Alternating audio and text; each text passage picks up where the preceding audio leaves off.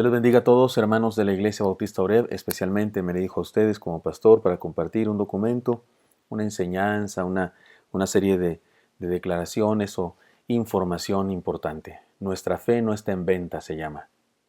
Dice 1 Pedro 3:15, sino santificad a Dios el Señor en vuestros corazones, y estad siempre preparados para presentar defensa con mansedumbre y reverencia ante todo el que os demande razón de la esperanza que hay en vosotros. Déjenme introduzco de la siguiente manera. En los recientes días he recibido por diferentes medios preguntas, afirmaciones y hasta exhortaciones respecto a la celebración del Día de la Mujer que se hará el día 9 de marzo, con una convocatoria a las mujeres a permanecer en casa y hacernos vivir un día sin mujeres. Las preguntas tienen que ver con la decisión de apoyar o no a esa iniciativa. La información que me han enviado es promoción para que yo me entere. Y la exhortación, porque también dije que me han hecho preguntas, me han dado información y me han hecho exhortaciones. Las exhortaciones son directas para que yo promueva este movimiento y les diga a las mujeres de la iglesia que lo apoyen.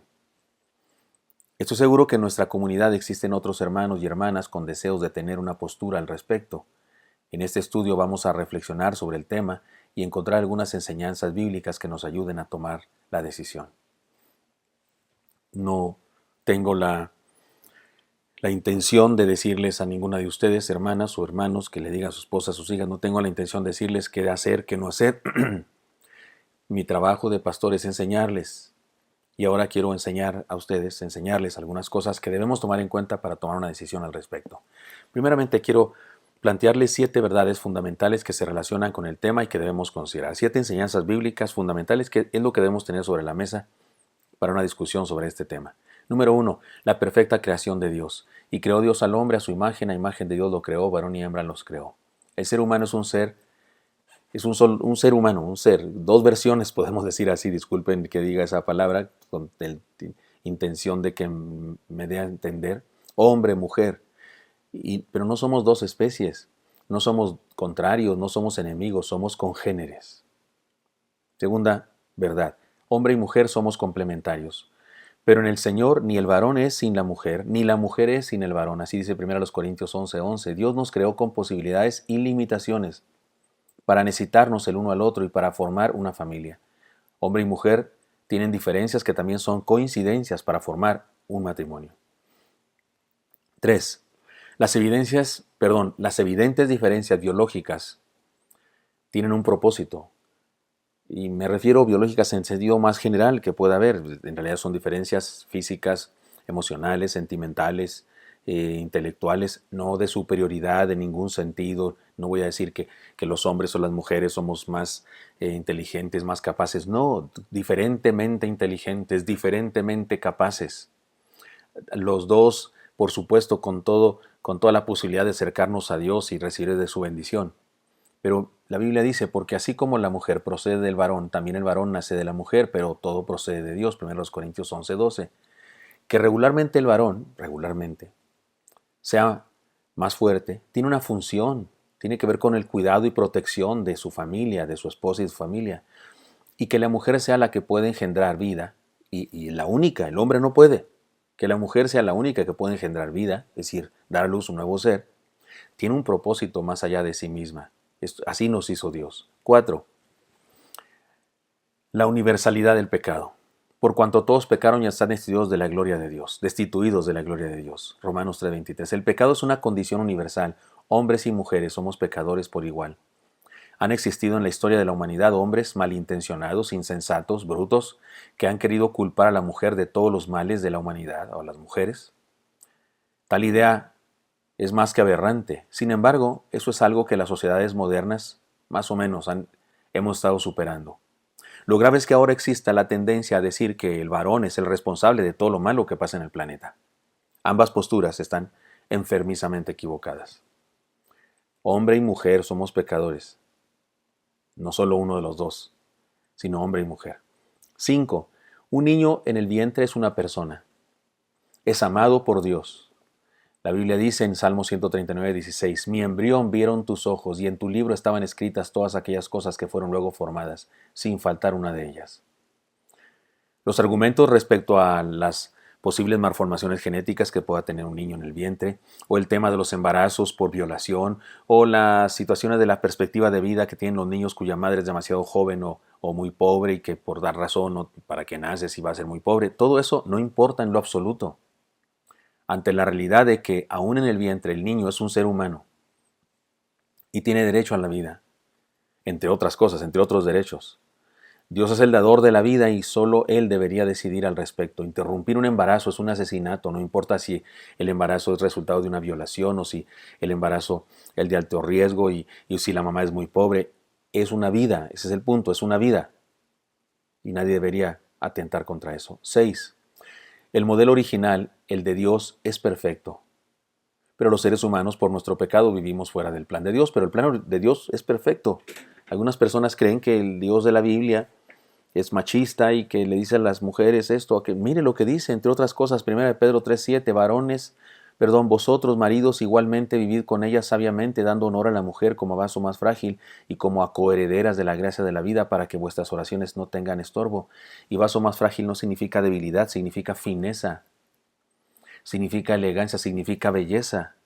Atributos de una esposa significa frágil, habla de un material hermoso, de un material que debe ser cuidado.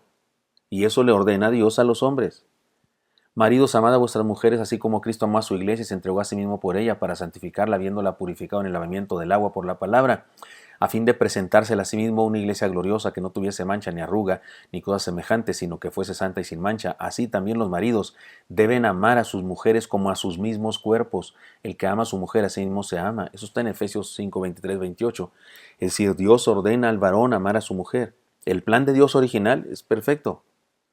La palabra de Dios nos enseña principios y valores para vivir a plenitud el matrimonio, la familia y la vida comunitaria. Si los seres humanos los siguiéramos al pie de la letra, tendríamos vidas plenas y vidas felices. Si no las tenemos, es por este número 7 que quiero decir ahora. Todos los problemas humanos tienen su origen en la separación del ser humano de su Creador. Y Dios nos ofrece una solución. Nos ofrece una clase de vida superior. No améis al mundo ni las cosas que están en el mundo. Si alguno ama al mundo, el amor del Padre no está en él. Porque todo lo que hay en el mundo, los deseos de la carne, los deseos de los ojos y la vanagloria de la vida, no provienen del Padre, sino del mundo. Y el mundo pasa y sus deseos, pero el que hace la voluntad de Dios permanece para siempre.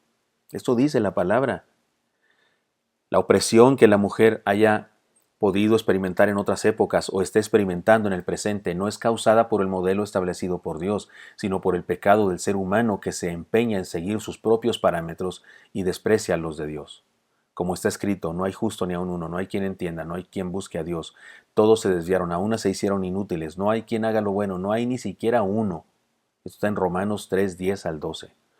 Y habla en términos generales, no hay nadie perfecto entre hombres y mujeres. Muy bien, ahora, habiendo establecido estas pautas bíblicas sobre la mesa, déjeme decir ahora el perfil del movimiento del que me hacen la pregunta. ¿De qué estamos hablando? Este movimiento está basado en una serie de conclusiones erróneas.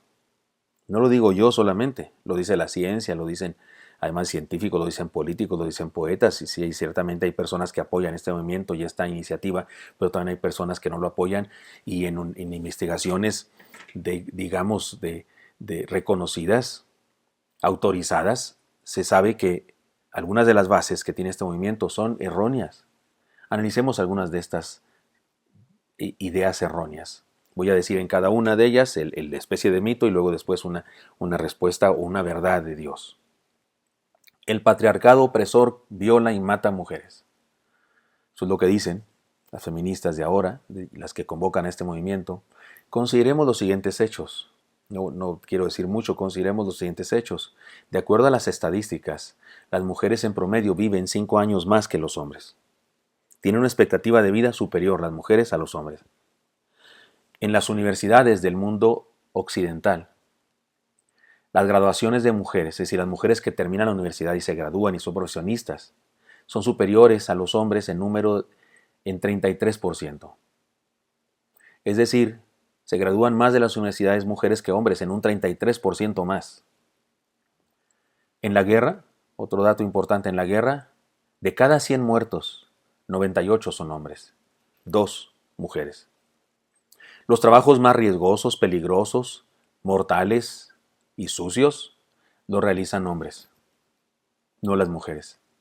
Digamos que el mundo, tal como lo conocemos, es inseguro y desfavorable para los hombres, y más seguro para las mujeres. ¿Dónde queda el patriarcado opresor que viola y mata a mujeres? Verdad. El mundo sin Dios oprime a la humanidad, viola y mata al ser humano en general, porque vivimos en un mundo caído que solo la fe en Cristo puede restaurar. Y en realidad es que el mundo está caído, y hay maldad en el mundo. No de los hombres contra las mujeres solamente, ni de las mujeres contra los hombres, no, hay maldad en términos generales. Segunda declaración o segunda conclusión errónea en donde se funda un movimiento como el que me hacen la pregunta, respecto al cual me hacen la pregunta. El asunto es un problema de sexos y el sexo femenino debe defenderse, es decir, contraatacar, porque las están matando.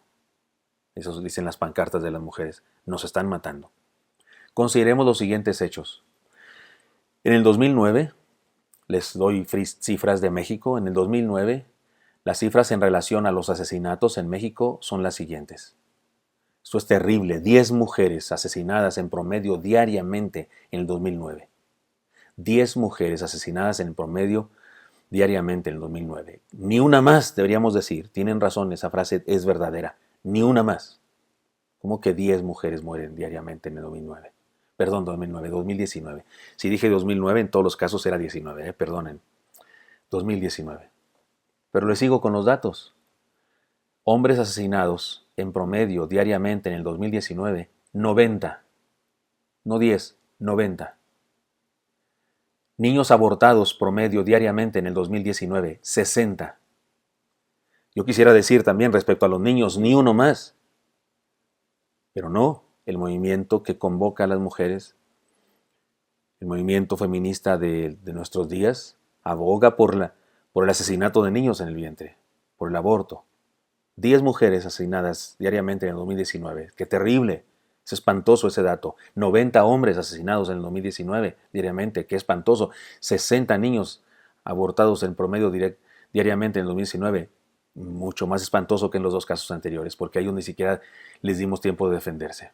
Verdad.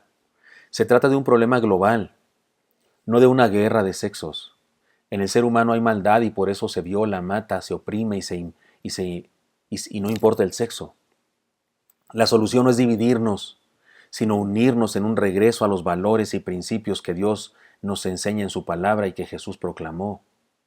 Además, esas 10 mujeres que murieron en 2019 diariamente no fueron asesinadas por hombres necesariamente. Algunas de ellas fueron asesinadas por otra mujer. Igual los hombres, porque no es cuestión de sexos, es cuestión de la maldad que hay en el mundo. Deberíamos estar unidos, no separados y peleando.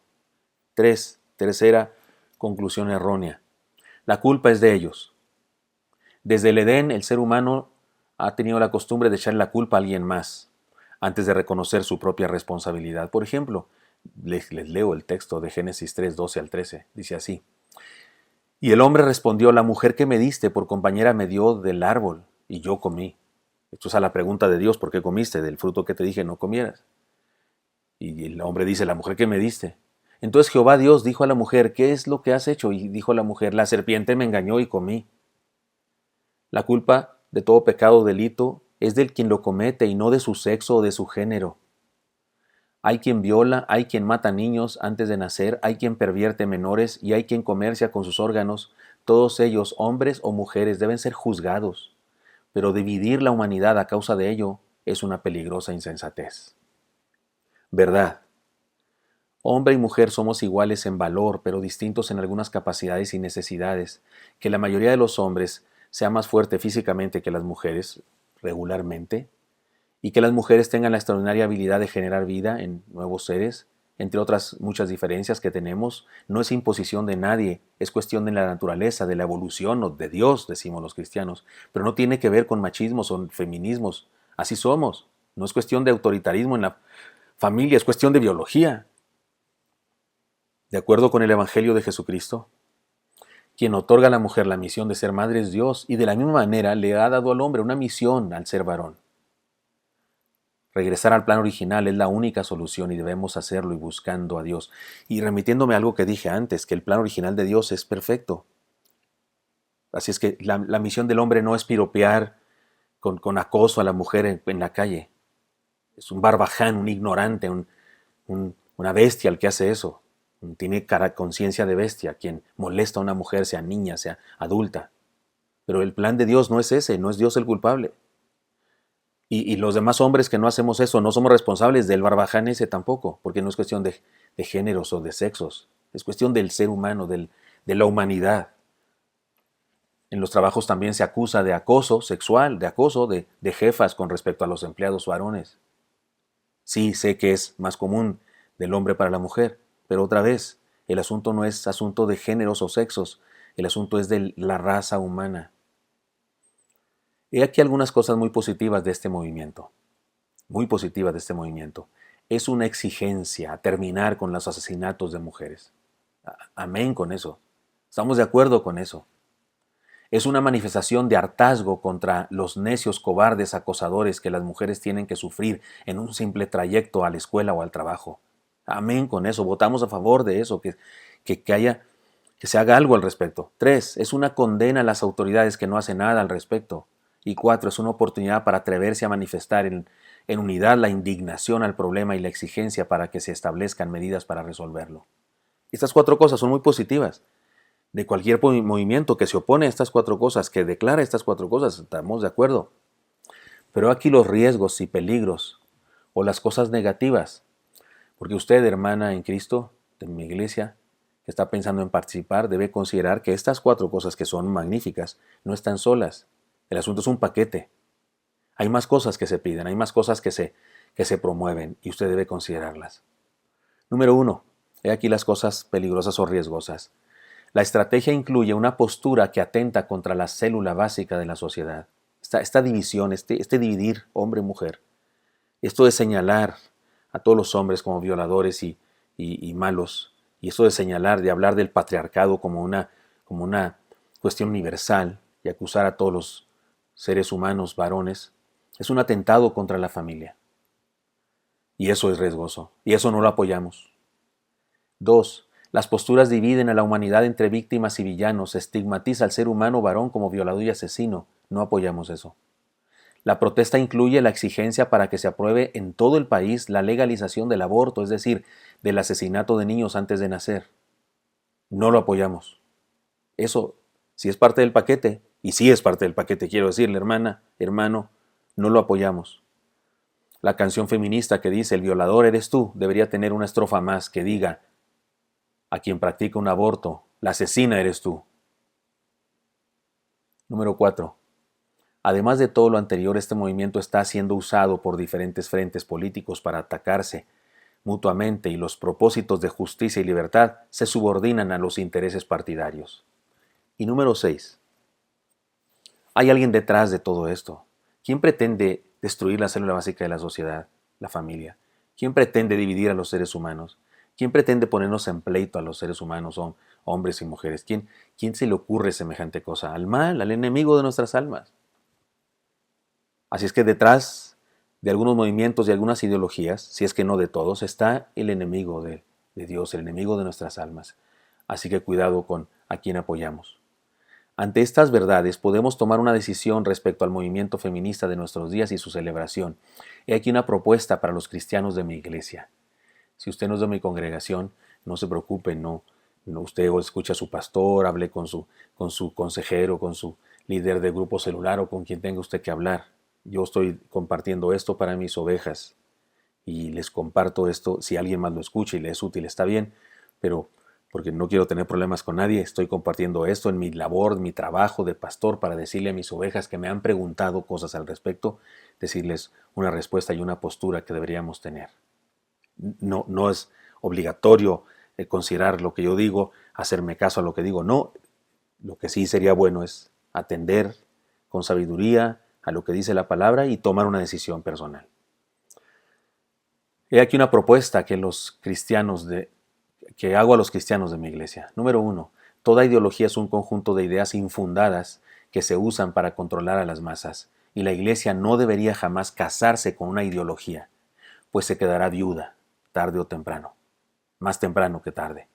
La Iglesia ya tiene un esposo, Cristo, nuestro Señor. Sigamos su Evangelio y vivamos la verdad de su palabra. No necesitamos la palabra de otro esposo, un movimiento, una ideología, no la necesitamos. 2. Respetemos a todos los seres humanos aunque reprobemos sus ideas, pero no participemos en movimientos que perviertan los valores de la humanidad y contradigan los principios de la palabra. 3. Seamos gente buena. Seamos ejemplo de ciudadanos respetuosos que otorgan y defienden los derechos de otros en el diario vivir, y no solo en manifestaciones especiales. 4. Cumplamos con nuestro rol de padres, de esposos, de esposas, de hijos, de hijas, de vecinos. Seamos respetuosos de todas las mujeres. Pensemos cada vez que vemos una mujer en nuestra mamá, en nuestras hermanas, en nuestras hijas si tenemos hijas. Cumplamos nuestro rol de padres, esposos, esposas, hijos, hijas. Busquemos ayuda de Dios y en nuestra comunidad para lograrlo si hace falta. 5. Proclamemos el Evangelio de Jesucristo que transforma vidas, porque esa es la única solución para los problemas de la humanidad. 6. Discipulemos a los hijos biológicos y espirituales en el estilo de vida que los principios y valores de la palabra nos enseñan. Compartamos con nuestros pequeños hijos biológicos o pequeños espiritualmente hablando, nuevos conversos, discipulémosles en los principios y valores de la fe para que sean buenos ciudadanos y respetuosos, sean hombres o mujeres, que respeten al hombre o a la mujer y a los niños, a los antes de nacer y los después de nacer y a los ancianos. Porque si vamos a hablar de irrespeto y de daño contra las personas, también deberíamos pensar en el daño que se hace a los ancianos, porque no los respetamos en nuestra cultura, porque no los consideramos como en otras culturas con respeto. Así es que habría que hacer una manifestación para defender a cada clase de personas en nuestro país, en nuestro mundo.